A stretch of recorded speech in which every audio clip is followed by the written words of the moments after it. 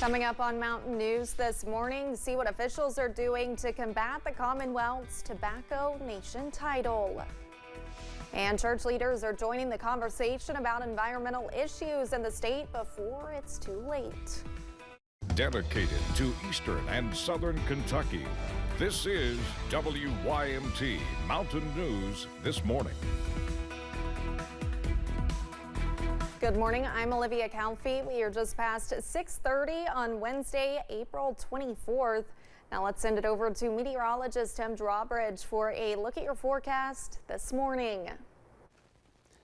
And good morning, Olivia. Good morning, everyone. I would be remiss in not actually stating after 90 minutes, great minds do think alike. We didn't get the memo. All right, 52. Last check, talking about the pink and the tie with pink on Olivia. 52 with the rain showers continuing to push on through. Some heavier bursts of rain across the viewing area. A look at the radar in just a moment. Temps have cooled back into the 50s just about everywhere. Harlan, though, still hanging around 60. Same deal at Jonesville at 59. Prestonsburg at 56. Up your way at Moorhead, it is 54. Here is the pinpoint Doppler radar. Some heavier bursts of rain. Northern portions of Perry County, southern Breathitt County back toward Clay County. Some heavier bursts of rain departing Pike County and heading out toward Prater in western portions of Virginia. High pressure builds in to provide a beautiful afternoon.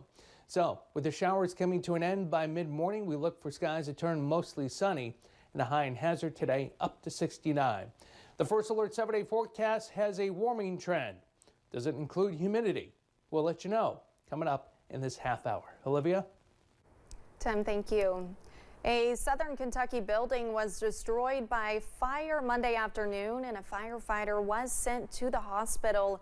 It happened just off Interstate 75, exit 29 in southern Laurel County in Corbin. WYMT's Phil Pendleton spoke to investigators.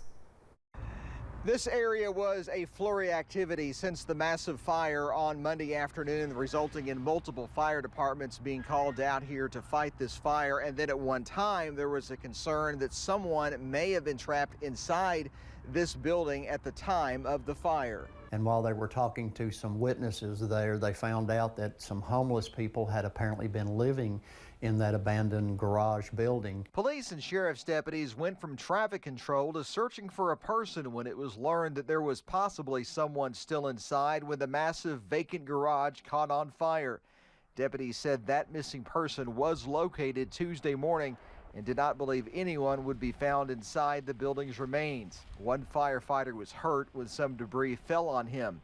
He was airlifted to a Lexington hospital but released Monday night. And I am told that Captain Eric Philpott is at home resting. He is expected to make a full recovery. He has been with the Corbin Fire Department for about 13 years. In Corbin, Phil Pendleton, now back to you. The state fire marshal is also investigating the cause of the fire. The London Police Department continues to keep Officer Logan Medlock's name alive through the second annual Memorial Fishing Tournament. Officer Medlock was hit and killed by a drunk driver back in October 2022, and his colleagues feel this is a great way to honor his memory. A very godly man. He really loved working at the police department and serving his community, and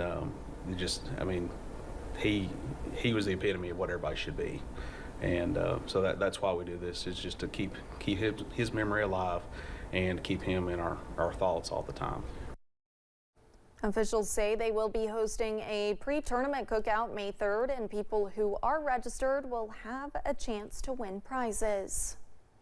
The 2024 Kentucky Tobacco Control Conference is underway. The goal is to promote awareness about how tobacco is touching all of our lives.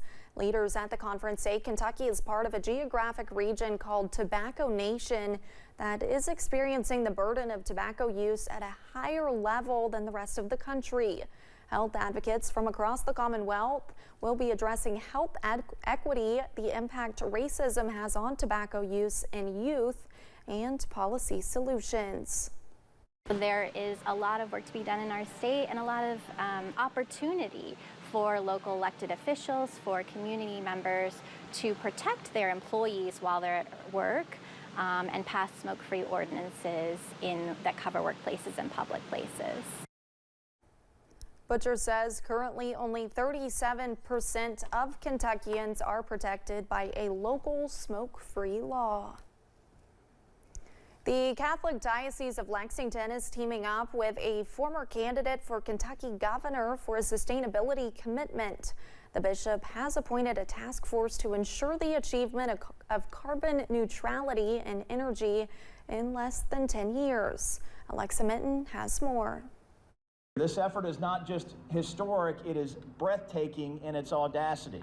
The Catholic Diocese of Lexington has partnered with Kentucky-based Edlin Renewables to announce its plan to achieve carbon neutrality by the year 2030 for its 59 parishes. The work we're doing is very much focused on the climate challenge, and the opportunity to partner with such a large faith institution is really inspiring for all of us who are involved. Adam Edlin, a former state auditor and candidate for governor, will lead the task force, along with representatives from Alltech, Toyota, Lexmark, Appalachian Regional Healthcare, and Solar Energy Solutions.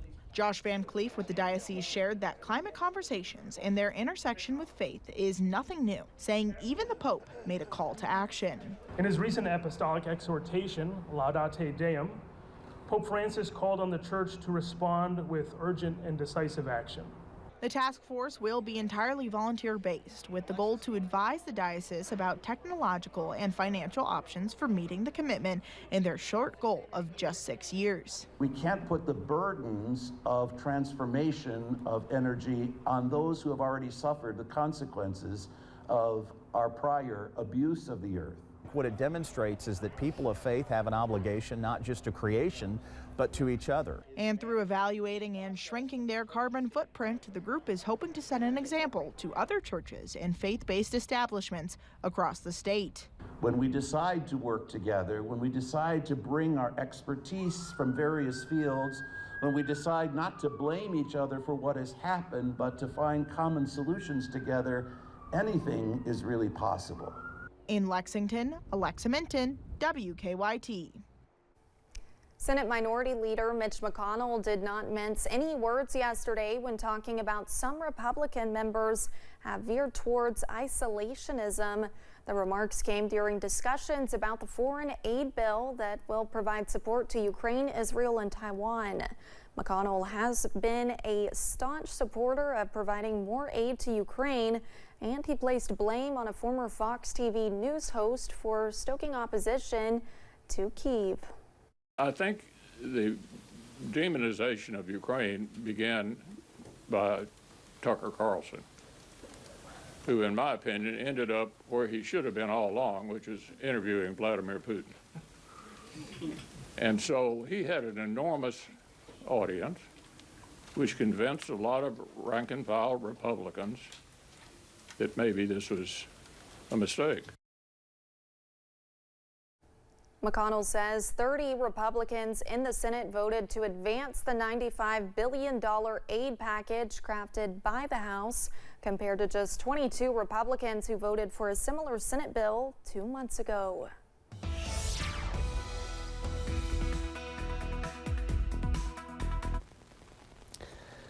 Showers moving through on this Wednesday morning. Hope it's off to a good start for you, even though it's a little wet. We've all cooled off back into the 50s now after a number of us were in the lower 60s a couple of hours ago.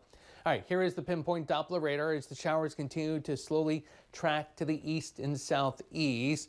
As you make your way back, we'll just say along I-75, pretty much the best way to call it, because the shower zone was found in North Corbin as well. Everything from Breathitt County over toward Letcher and Pike counties is light until you get right along the state line here and get over toward Prater, also down your way to Norton.